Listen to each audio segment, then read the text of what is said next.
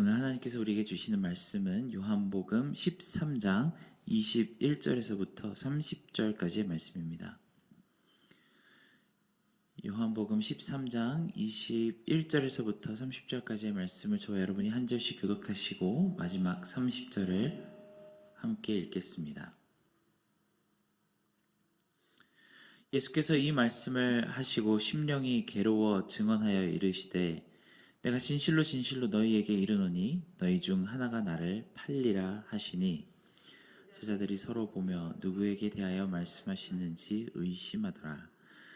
예수의 제자 중 하나 곧 그가 사랑하시는 자가 예수의 품에 의지하여 누웠는지라. 시몬 베드로가 머릿짓을 하여 말하되 말씀하신 자가 누구인지 말하라 하니 그가 예수의 가슴에 그대로 의지하여 말하되 주여 누구니이까?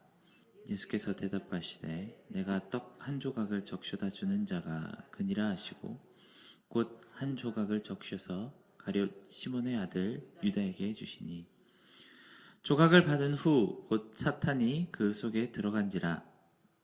이에 예수께서 유다에게 이르시되 내가 하는 일을 속히 하라 하시니 이 말씀을 무슨 뜻으로 하셨는지 그 앉은 자 중에 아는 자가 없고 어떤 이들은 유다가 돈괴를 맡았으므로 명절에 우리가 쓸 물건을 사라 하시는지 혹은 가난한 자들에게 무엇을 주라 하시는 줄로 생각하였더라. 유다가 그 조각을 받고 곧 나가니 밤이러라. 아멘. 여러분 혹시 운명론을 믿으십니까?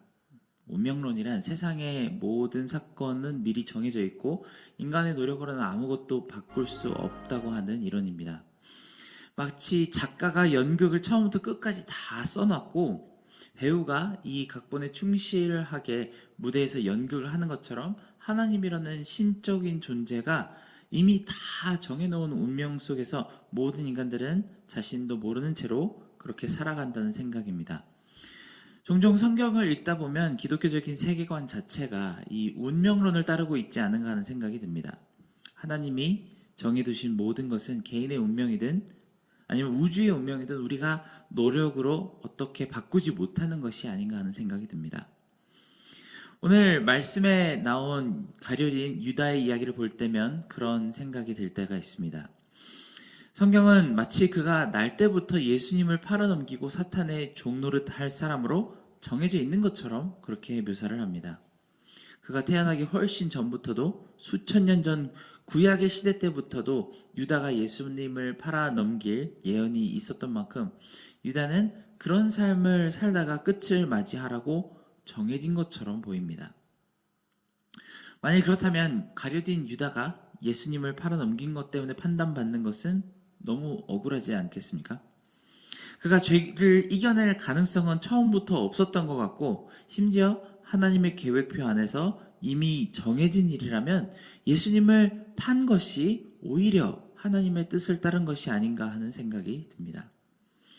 오늘 본문에는 예수님이 십자가에 돌아가시기 전날 밤 자신을 파는 한 제자가 있을 것임을 말씀하시는 장면이 나타납니다. 이를 보면 설명이 자세하고 구체적으로 나와 있지 않기 때문에 무언가 이야기가 어색하고 자연스럽지 않은 부분이 더러 등장합니다. 가령 예수님께서 사랑하시는 그의 제자, 즉 요한 본인이 예수님에게 기대어 주님, 누가 주님을 팔 것입니까? 라고 물어보는 그 장면이 등장하는데요. 주님은 곧바로 떡을 적셔서 주는 그 사람이라고 말씀하시고는 곧바로 유대아에게 떡을 적셔서 주시는 모습이 있습니다. 그렇다면 제자들은 곧바로 유다가 예수님을 팔 사람이라고 알아야 하는 것이 아닐까요? 거의 손가락질로 이 사람이다라고 얘기하신 것과 같은 행동을 하셨는데 제자들은 왜 주님의 말씀을 못 알아들었는지 이해하기가 힘든 그런 이야기 전개 구조가 등장합니다. 아마 떡을 주는 사람이 바로 그라고 하는 말씀은 예수님께서 요한에게 귓속말로 따로 전하셨던 그런 장면인 것처럼 제자들이 알아듣지 못하는 부분이 등장합니다. 그런데 더 이상한 부분은 바로 그 다음 부분입니다. 27절에 담긴 말씀인데요. 조각을 받은 후에 유다에게 사탄이 들어갔다고 합니다. 마치 주님이 주신 빵 조각 안에 사탄이 들어있기라도 한 것처럼, 아니면 그것이 아니더라도 어떤 방법으로든 예수님이 유다의 마음에 사탄의 유혹을 집어넣은 것처럼 오해하기 쉬운 구절이 등장합니다. 그러니 여러모로 이 말씀을 볼 때 유다가 예수님을 판 무서운 죄가 과연 유다 본인의 악한 마음에서 저지른 일인지, 아니면 하나님이 그렇게 할 수밖에 없도록 이미 정해놓으셨기 때문에 유다로서는 어쩔 수 없이 한 일인지, 우리는 이 지문만 가지고 분별하기는 참 어렵습니다. 하지만 우리는 사도 요한이라는 인물이 이런 방식으로 성경을 기록한 이유가 있다고 분명히 믿습니다. 이를 통해서 정말로 온전하시고 선하시고 전지전능하신 하나님을 드러내려고 한다는 사실을 우리는 잘 알고 있습니다.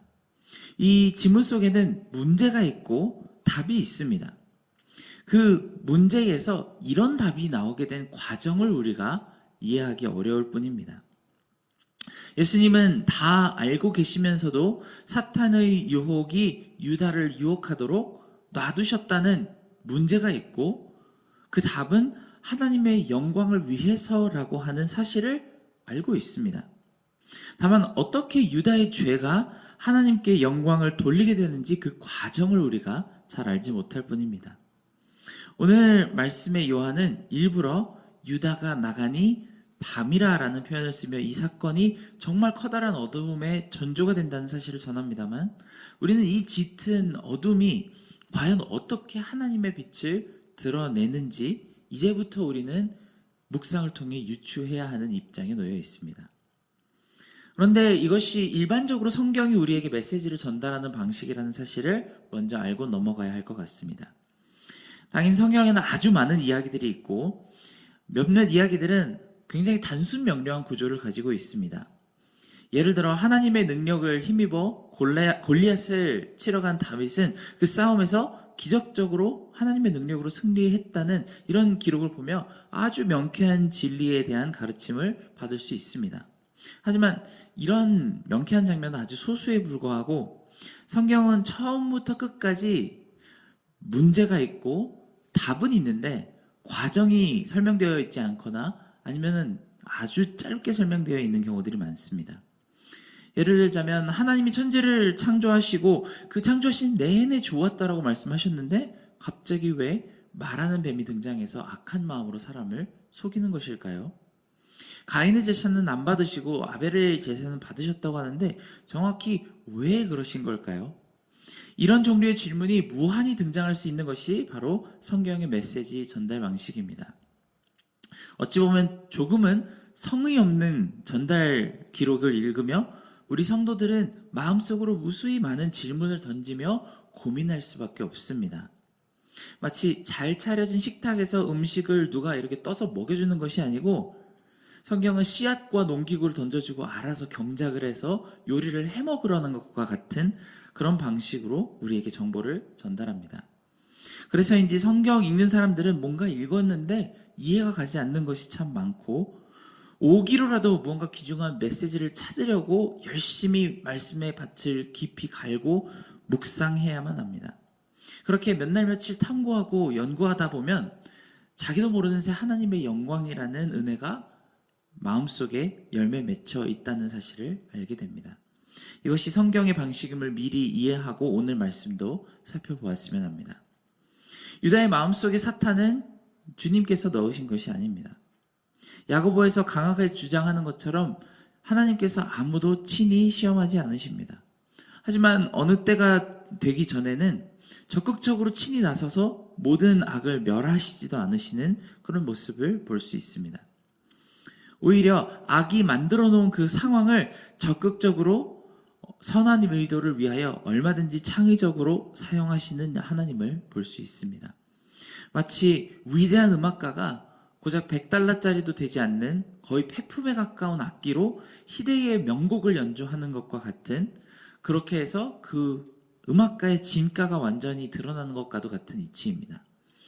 만약에 그 음악가가 수백만 달러 가치의 악기를 들고 연주를 해서 감동적인 음색이 나왔다고 한다면 그가 연주를 잘하는 것인지 아니면 악기가 원래 음색이 좋은 것인지 잘 모를 것입니다. 그런데 어느 누구도 제대로 된 소리를 내지 못할 것 같은 그런 악기를 가지고 심금을 울리는 음색을 만들어낸다면 누구도 의심할 것 없이 그 음악가의 천재적인 재능을 칭송할 수밖에 없겠죠. 그것이 하나님의 방식입니다. 그러니 이제 우리는 도대체 하나님의 커다란 영광의 빛을 드러내기 위해 왜 가룟 유다라고 하는 컴컴한 어둠을 이용하셨는지에 대해 밭을 가는 농부의 심정으로 탐구하고 고민해야 합니다. 나는 하나님의 일을 이해하기 어렵고 이런 방식을 납득할 수 없으니 고개를 돌리겠다고 생각하지 마시고 겸손하게 하나님께 여쭤보아야만 합니다.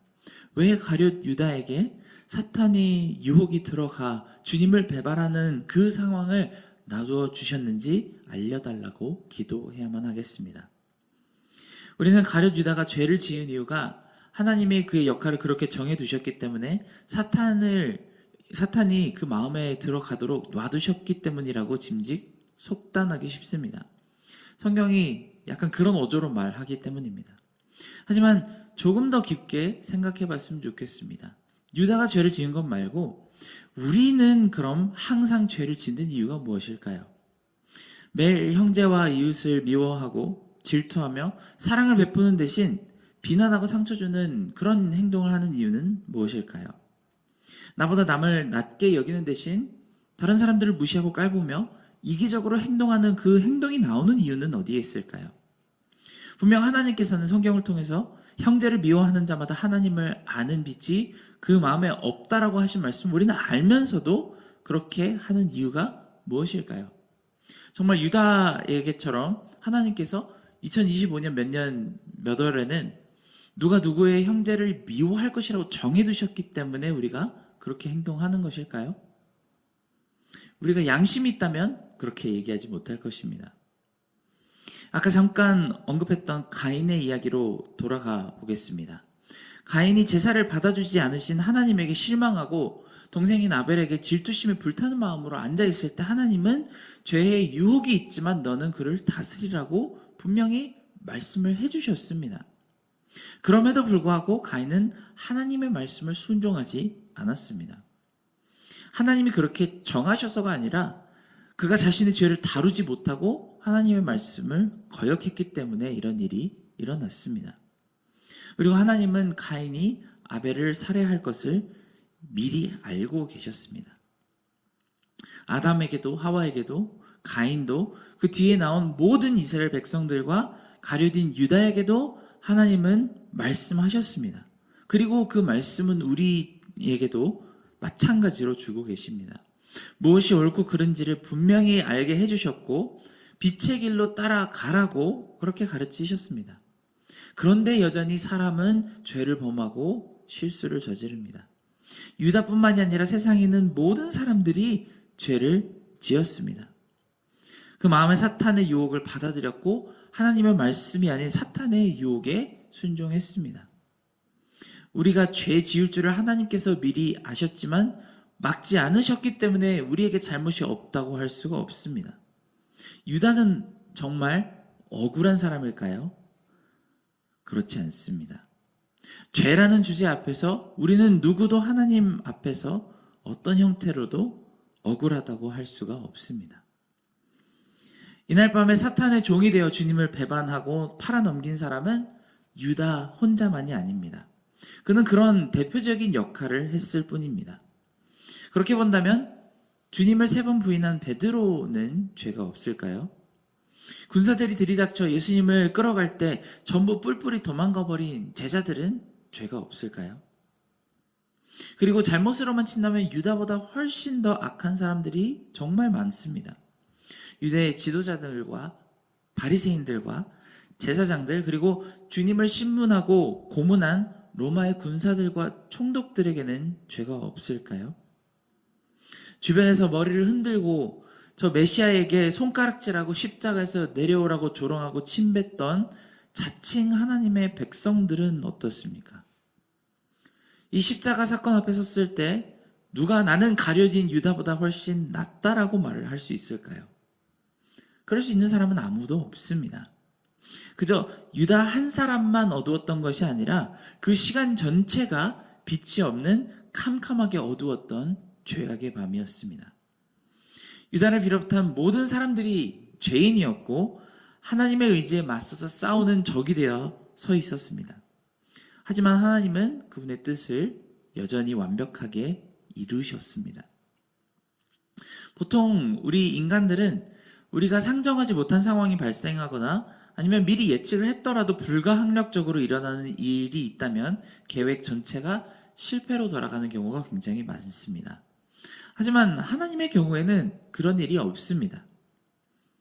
아무리 가깝던 제자가 주님을 팔아넘기고 모든 제자들이 다 도망가 버려도 하나님의 뜻은 이루어졌습니다.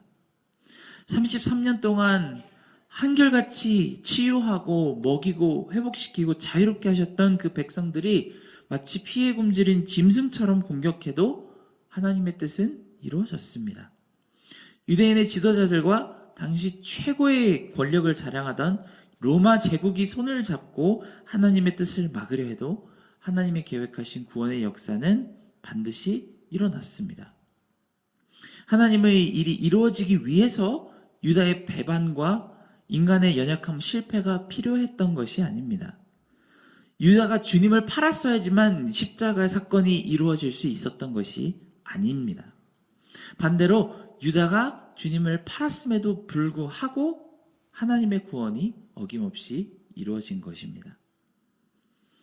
유다가 불쌍한 이유는 그가 죄를 지었기 때문이 아닙니다. 사실입니다. 우리 모두에게 가롯 유다가 그 범한 죄에 대한 주홍 글씨가 우리에게 남아 있습니다. 하지만 마치 베드로가 그랬듯이 주님의 용서와 관계의 회복을 유다는 받지 못했던 것이 가장 불쌍하고 안타깝습니다. 많은 성경 구절에서 그를 사탄의 자식이라고 부르는 이유는 다른 모든 사탄의 자식들과 같은 이유입니다. 그가 주님을 배신하고 팔아서가 아니라 그 이후에 십자가의 용서와 은혜를 통해 구원을 받지 못했기 때문입니다. 사실 원래 우리 모두에게 주어진 운명론은 우리가 죄를 짓고 죄인으로 살다가 죽어서 지옥에 갈 운명이라는 것입니다. 이 세상에 사는 사람 중 아무도 피하지 못하고 마주할 수밖에 없는 확정된 미래가 바로 이것입니다. 오히려 이러한 운명을 뒤집고 용서받은 하나님 나라 백성이 되게 하신 것이 바로 그리스도 예수의 복음입니다. 이제 우리에게 필요한 것은 이 복음의 메커니즘을 이해해보거나 논리적으로 설명해보겠다는 도전이 아닙니다. 하나님과 우리가 논쟁하면서 유다는 얼마나 억울한 사람인지, 특히 내가 지옥 갈 운명이라는 게 얼마나 불합리한 사실인지를 따지는 것은 아무런 의미가 없을 것입니다. 만약에 교통사고 나서 도로 한복판에 죽어가는 사람이 있다면 그 사람이 구조대를 만났을 때 이 사고는 내 과실이 아니라고 아무리 따져봐야 전혀 쓸모가 없는 것과 같습니다. 얌전히 구조대원의 말을 듣고 목숨을 건지는 것이 진정한 지혜일 것입니다. 우리는 겸손하게 하나님의 구원이 우리 죄를 완전히 덮어서 용서하시는 것에 그 능력에 우리를 맡기는 것이 우리가 반드시 해야만 하는 일입니다. 우리가 함께 기도하겠습니다. 사랑하는 하나님, 우리의 죄에 대해 우리가 억울하다고, 우리의 심판에 대해 우리가 그것이 불합리하다고 하지 않도록 우리의 마음을 겸손하게 붙들어 주시기를 원합니다. 마치 하나님이 그런 상황을 우리에게 피하지 못하도록 하셨기 때문에 우리가 그럴 수밖에 없었다고, 우리가 억울하다고 하지 못하게 하시고, 오히려 그런 일이 있었음에도 불구하고 용서와 화해의 은총을 내미시는 하나님의 손길을 붙들고 우리가 다시 한번 하나님의 백성의 길로 들어설 수 있게 도와주시기를 원합니다. 우리 마음을 정결케 해주시고 오늘도 죄에 대한 유혹을 맞서 싸울 수 있는 그런 죄 정결한 성도들 될 수 있게 도와주시옵소서. 모든 은혜 감사드리며 예수님의 이름으로 기도드렸습니다. 아멘.